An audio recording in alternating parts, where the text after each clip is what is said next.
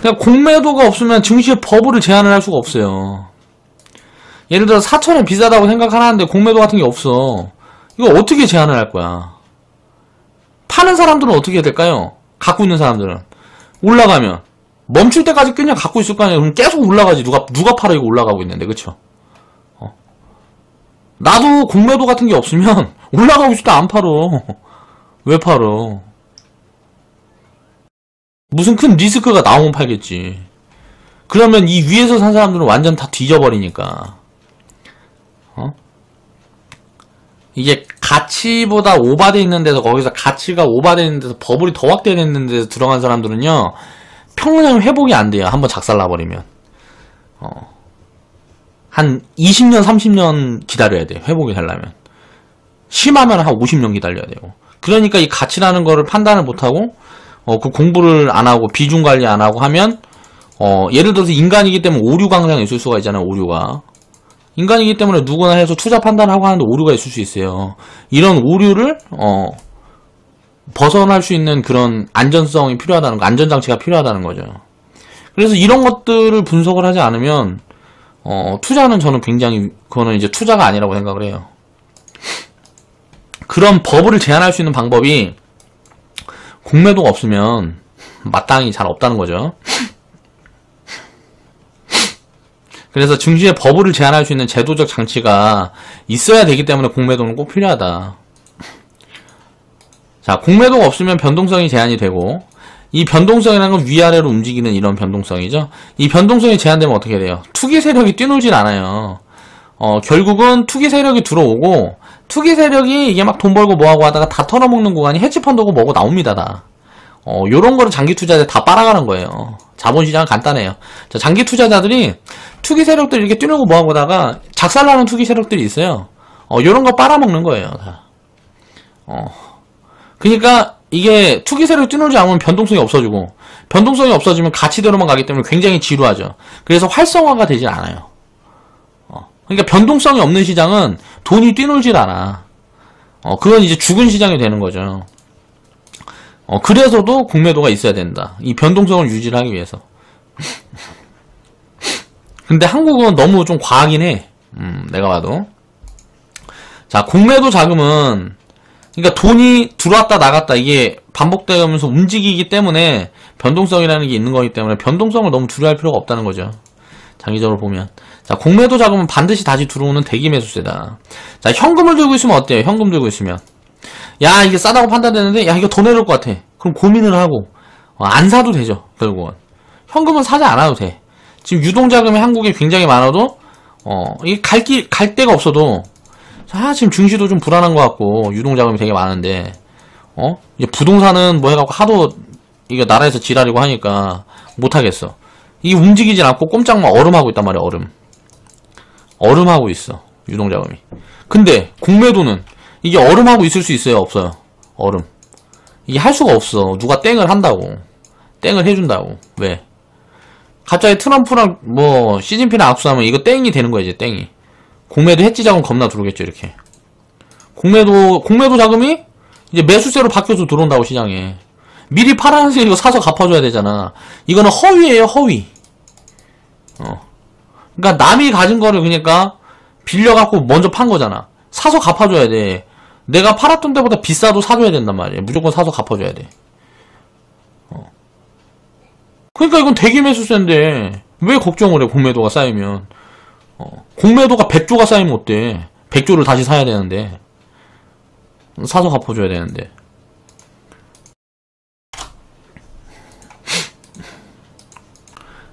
그러니까 그런 것들을 공매도를 두려워할 필요는 없고, 절대. 요런 부분에서는 항상 이제 공매도가 너무 심각해지면, 이제 공매도가 너무 심각해지고 막 너무 시장이 이제 붕괴의 속도가 빠르고 뭐 그렇게 되면 어떻게 돼요? 다른 제한이 들어오면 또 이제 대기 매수세가 세게 들어오는 거예요. 그러니까 2007년도나 뭐 이럴 때 보면 2008년도 이게 이런 것들이 뭐냐면 여기서 공매도가 막 크게 터져. 자, 그래서 이렇게 횡보하면서 이렇게 갔어도 되는 거죠. 자, 우리가 생각해보자고요, 주식을. 우리가 2008년도에 이게 터졌는데 이게 버블인 건 맞아. 버블 구간이었어. 근데 버블이 많이 없었어. PBR 뭐 1.4배 뭐 이렇게밖에 안 됐다고. 미국은 뭐 항상 1.7배 뭐 그런데 1.8배 맨날 이렇게 노는데 우리나라도 이제 미국 같은 밸류였다고 이때. 왜? 2002년도부터 2004년인가 2002년도부터 적립식 펀드 붐이 들었어요. 뭐 이거 붐이 일어갖고 전 세계 시장 뭐 좋고 뭐하고 하니까 우리나라에서 이게 이 자금이 계속 들어왔다고. 보험 뭐 증권 해갖고 계속 들어왔죠. 적립식 펀드가. 그러니까 돈이 계속 들어오니까 유동성이 공급이 되는 거야. 그러면서 버블이 키워갖고 이때 돈이 많이 들어왔거든. 개인 투자자들 돈도. 그러니까 이제 이게 미국 밸류 비슷하게까지 올라갔었어. 이때 당시에. 미국 밸류 비슷하게 올라가 있다가 이거에서 이제 개인 투자 자금들이 이제 안 빠지고 버텼으면 어떻게 되겠어요? 그냥 이렇게 하면서 이렇게 올라갔겠죠. 예? 증시가. 근데 어떻게 돼? 아이고 도망가야 되겠다. 다 죽는다 하고 다 도망가기 시작하니까 이제 공매도자들이 아싸 이때다 해갖고 작살낸 거예요. 이 작살내는 폭이 과하니까 어떻게 돼요? 이 작살내는 폭이 과하니까 이때 보면 이 1년 동안 이렇게 빠지는 동안에도 기업들이 망했을 거 아니야? 돈 벌고 뭐하고 했을 거 아니야. 이때는 물론 다 적자였대요. 응? 다 적자였는데 흑자 내고 있다가 이제 적자 됐다가 흑자로 다시 돌아서고 이 문제들이 해결되니까 어떻게 돼요? 빠르게 리바운딩이 들어온 거잖아. 결과론적으로 보면 여기서 이렇게 흔들리고 횡보하고 이렇게 갈 수도 있는 거였어요. 그냥 골파기만 나온 거라고. 그럼 이런 기회는 항상 엄청난 기회인 거지. 이런 거는 엄청난 기회인 거죠. 여기에서 또 이제 리바운드 이렇게 나올 수도 있는 거고. 여기서 이렇게 쉬어갈 수도 있는 거죠. 그쵸? 이거를 알 수 있어요? 없어요? 모르죠. 근데 예상은 해볼 수 있지. 야, 트럼프랑 시진핑이랑 압수하면 이렇게 될 거고. 이게 좀 장기화되면 이런 식으로 되겠구나. 물론 한번 여기서 이렇게 출렁거릴 수는 있겠죠.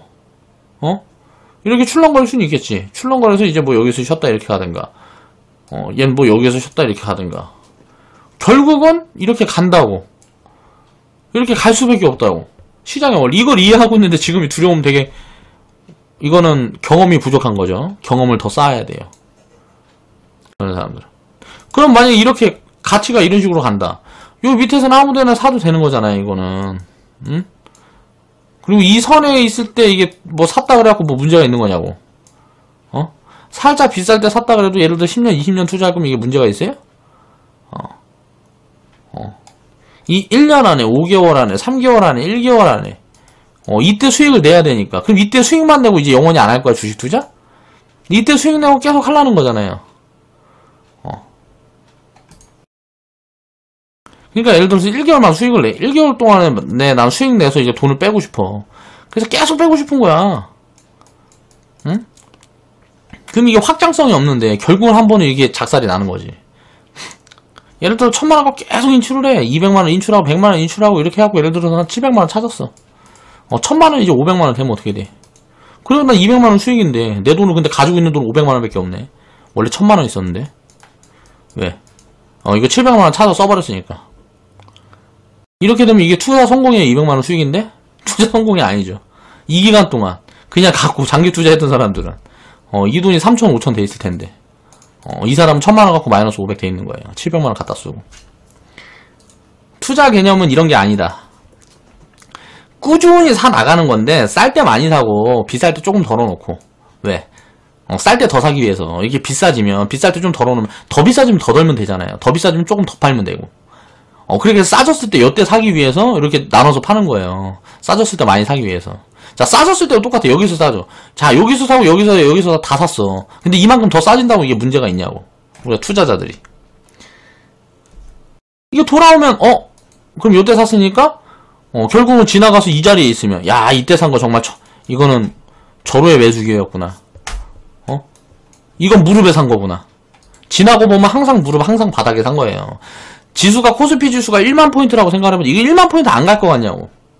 이거 1만 포인트가 내가 주식이 코스피 지수가 나중에 5년이고 10년이고 있다가 20년이고 있다가 1만 포인트가 안 갈 것 같아. 그 사람 당장 주식 접어야 돼요. 그 사람은 자본주의가 끝나고 세상이 끝난다고 생각하는 사람이기 때문에 주식을 당장 접어야 됩니다. 주식 투자하면 안 돼요. 정신건강에 해롭고 이게 안 갈 거라고 생각한다 하는 거는 확신이 없는데 미친 짓거리예요. 시장은 1만 포인트, 2만 포인트 결국은 이게 시간이 문제지 무조건 갈 수밖에 없다고 생각하는 사람들만 주식 투자해야 돼요. 그래야 장기적으로 자본을 끌고 갈 수가 있고요. 이건 무조건 나올 수밖에 없다는 거예요. 워렌 버핏이 얘기한 것들이 다우지수 30만 포인트 간다. 100만 포인트 간다. 이게 가지. 100년 있으면 안 가냐. 지금 다우가 3만인데 100년 동안 내버리지 모으면 이게 안 가냐고요. 무조건 간다고. 자본주의가 존재하는 한 갈 수밖에 없다고. 이 구조를 이해하지 못하면은 그거는 아니에요. 그러니까 결국은 여기에서 사건, 여기에서 사건, 여기에서 사건, 이건 기간의 문제인 거지. 결국은 돌리는데 우리가 투자를 한 달하고 멈출 게 아니고 1년하고 멈출 게 아니잖아. 평생 할 거잖아. 그렇기 때문에 투자를 해야 되는 거예요. 여기에서 잠깐 어긋났다 그래고 큰 문제가 생기는 게 아니라는 걸 이해를 해야 된다는 거죠. 자, 공매도 얘기하면서 또 너무 사설이 길었는데 결국 신용도 그래요. 부채라는 것도 영원히 계속 증가할 수밖에 없는 거고 자산이라는 것도 영원히 계속 증가할 수밖에 없는 거예요. 내가 돈으로 갖고 있으면 그건 가치가 계속 떨어지는 거기 때문에 그렇기 때문에 주식이라든가 부동산 이런 자산을 갖고 있는 건데 내가 부동산을 갖고 있지 말라는 이유가 뭘까? 부동산은 부채이기 때문에 갖고 있지 말라는 거야. 오래 보유할 수가 없으니까. 문제가 생기면 나는 깡통되니까. 이거를 부채 없이 갖고 있을 수 있는 사람들은 아주 좋은 투자 자산이에요. 이거를 부채 없이 가지고 있을 수 있는 사람들은 아주 좋은 투자 자산이라고. 근데 이제 이게 부채가 껴야 되기 때문에 굉장히 위험하니까 하지 말라는 거예요, 서민들은.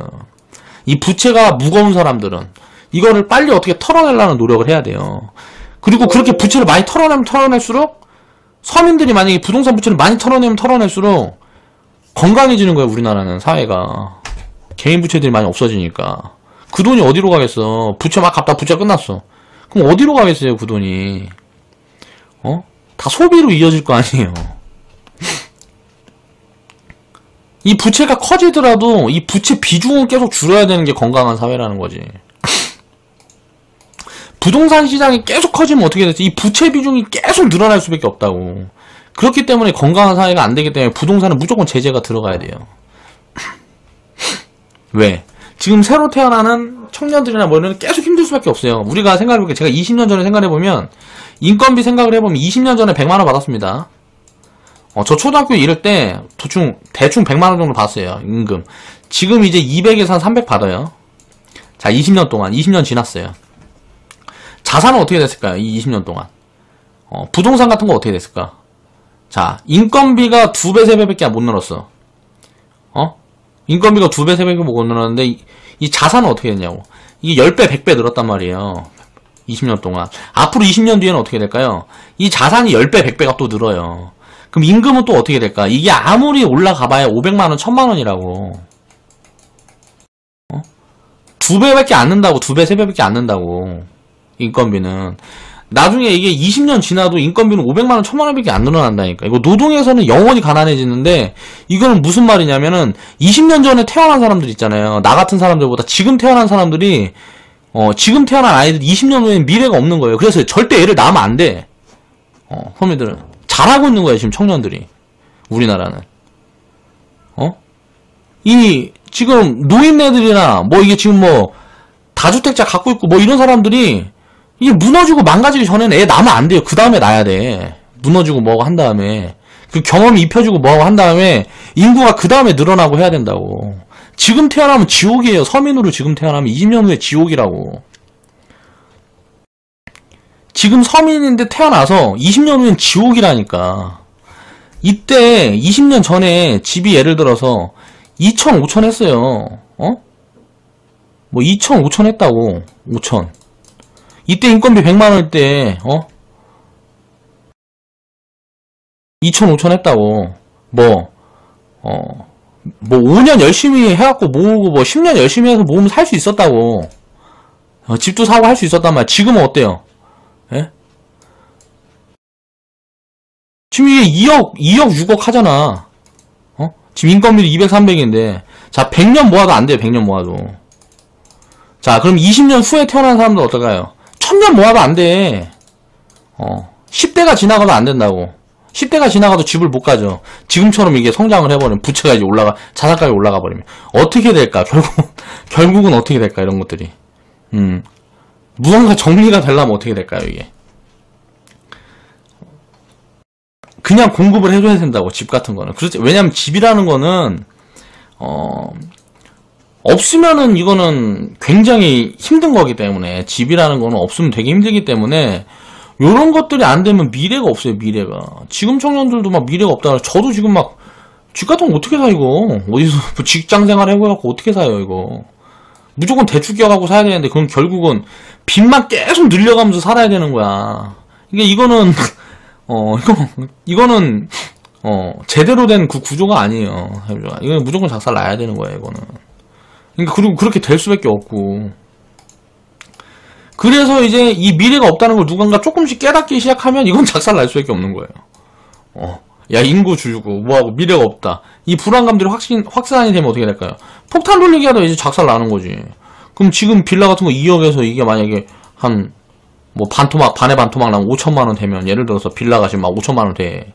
그럼 어떻게 될까? 야, 지금 인건비 200, 300 버는데, 야, 한 10년 열심히 모으면 이거 사겠네. 열심히 살겠지, 또. 애도 낳고. 일본처럼 되면 또 그렇게 되는 거라고. 일본은 그게 작살나고 하는데 20년 걸린 거예요. 밑에서. 이거 투심 회복하는데 한 20년 걸린 거라고. 우리나라도 닷컴버블. 이거 이제 작살난 다음에 지금 회복이 안 되고 있는 거예요. 이게 1990년대잖아, 90년대? 우리나라 지금 20년 걸리고 있는 거예요, 이거. 금융이 회복이 안 되고 있는 거야. 요때 너무 상처가 커서. 닷컴버블이 심각해져갖고, 요때 작살난 게 이런 것들이 상처가 커서, 대를 물려갖고 얘기를 하는 거죠. 아빠가 닷컴버블 때 망했으니까, 넌 절대 하면 안 된다. 아빠가 투기꾼이 아니고 시장이 개떡 같아서 그래. 한국 증시는 도박 시장이라서 그래. 그러고 가르치는 거예요. 어쩔 수 없어. 자기 경험이 전부니까. 그런 줄 아는 거지. 자기가 잘못된지도 몰라. 그러니까 이런 것들은 누가 알려줄 수가 없어요. 스스로 깨달아야 돼. 제가 얘기를 했잖아요. 20년 뒤에 우리가 코스피가 1만 포인트 갈 거다. 자, 2만 포인트 갈 거다. 이렇게 생각하는 사람들만 주식 투자해야 됩니다. 이게 안 될 거다, 불가능하다고 생각하는 사람들 주식 투자하면 안 돼요. 그리고 나서 20년 후에 이걸 또 딱 봐야 돼요. 20년 후에 코스피 지수가 1만 포인트 가 있는 거를 딱 봐야 된다고. 10년 후든 5년 후든 20년 후든 코스피 지수가 이게 1만 포인트 돼 있는 걸 딱 눈으로 봐야 돼. 그리고 그때 20년 후부터 시작하시면 됩니다. 네. 그 20년 후부터 또 20년까지는 20년 후에는 10만 포인트, 50만 포인트 갈 거니까 그때 투자 시작하시면 돼요. 이게 이해가 안 되는 분들은. 그러니까 이런 것들이 이제 복리의 무서움인 거죠. 자, 1990년대부터 왜 이런 것들이 있냐면 90년대에 1990년대 시총 1위 이때 금성 무슨 그거였다 그러더라고. 제일은행 이런 것들이 있었대. 이게 한 시총이 1000억대였어요. 1000억. 지금은 1990년대에서 이게 지금은 1920년. 그러니까 대충 지금 한 20년, 30년 됐죠. 30년 후. 지금 시총 1000억이면 어때요? 중소형주. 그러니까 작은 기업들이 시총 1000억이에요. 20년 후에 보니까, 그쵸? 지금 발에 채이는 기업들, 막 2000개 기업들 중에 제일 조그만 기업들이 지금 시총 1000억, 500억 막 이러잖아요. 그쵸? 시총 1위가 이때 1000억이었다고. 지금 시총 1위는 얼마예요? 삼성전자 얼마예요? 지금 한 300조 되나? 200조? 200조, 300조 되죠. 이게 몇 배예요? 자, 곱하기 30배. 곱하기 30배. 이게 그러면 우리가 생각해보세요. 이 30년 후에는 이 30배가 되는데 이게 30배가 되면 얼마예요? 자, 시총 9천조. 20년, 30년 후에는 1경짜리 기업이 안 나올까요? 시총 1경짜리 기업이? 무조건 나옵니다. 30년 후에 시총 1경짜리 기업이 무조건 있어요, 우리나라에. 이거를 이해를 해야 돼요. 30년 뒤에는 시총이 1경짜리 기업이 무조건 한국에 있다고. 이 개념을 이해 못하는 사람들은 투자를 하면 안 돼요. 이 개념 이해하는 사람들은 믿고 버틸 수 있어. 당연한 거니까. 90년대 시총 1위가 1000억이었다. 지금 시총 1위는 300조다. 그러면은 지금부터 30년 후에는 시총 1위가 얼마? 1경 된다. 이렇게 생각을 하셔야 된다고요. 지금 애플 같은 데도 이미 시총이 900조가 넘었죠. 애플. 미국에. 애플 PER이 얼마다? 1.6배. 뭐 미국 PER이 얼마다? 미국 PER? 자, 한국 삼성전자가 300조다. 한국 PER이 얼마다? 7배. 자, 금융자산 미국 투자 비중이 얼마다? 70%. 한국 투자 비중이 얼마다? 10%에서 30%. 자, 어디 투자해야 돼요? 자, 70%에서 이제 80%, 90% 가봐야, 이거를 고평가 받을 수 있는 기간이 얼마나 있을까요? 2배 넘어가기 힘들겠네, 그쵸? 16배인데, 이게 20배 넘어가기 힘들 거 아니야, PER. 그쵸? 한국은 어때요? PER 7배 뭐하고 하는데 10%, 30%야. 야, 이게 2배, 3배만 확대되면 어떻게 돼? 자, PER 15배, 20배 가겠네. 근데 기업이 성장하고, 요게 곱하기 2가 붙으면 300% 올라갈 게 500%, 1000% 가겠네? 이런 개념으로 투자를 하는 겁니다. 그래서 투자를 그렇게 해야 돼요. 오늘은 그래서 공매도에 대한 부분들을 이제 이야기를 해본다고 했는데, 다른 부분에 대한 이야기들을 더 많이 했던 것 같아요. 복리에 대한 그 관점에 대한 이야기들을 더 많이 했던 것 같은데, 그 부분은, 어떻게 제가 전달을 해야 될지 모르겠어요. 그래서, 준비를 좀 해서, 그렇게 전달할 수 있는 데가, 일을 해서 좀 이야기